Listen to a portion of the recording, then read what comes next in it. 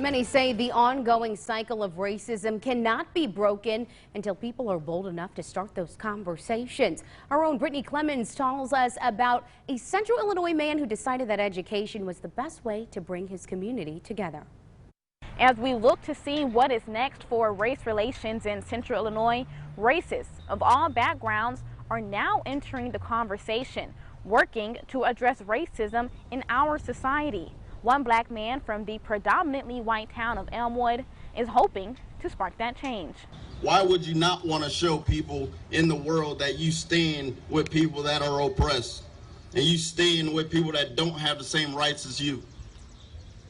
Why would you not want that in this town? The town Brandon Butler is referring to in his July 19th Black Lives Matter speech is Elmwood. Butler spent most of his life here, being one of 3 black families. Around here, neighbors know him as a high school football and basketball coach, but now he's inspired to teach off the field. In June, he created Brandon's Black History. The Jim Crow laws in the South were making it very difficult for African Americans. A weekly video class that welcomes conversation about racism. And there's a lot of history that if people learn it, then they might understand where the frustration and where the anger is coming from. The class averaging about 30 people every week from around the country.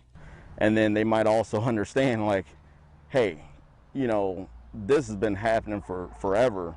And maybe I need to flip sides, and we need to start changing this. And after the recent deaths of Breonna Taylor, Ahmaud Arbery, and George Floyd, he was motivated to promote connectivity between black and white communities. I had to open up. Even though it's hard, you got to open up and tell them your story. Butler says to understand the struggles black Americans face, you have to start with education. The talk about race is an uncomfortable but necessary conversation.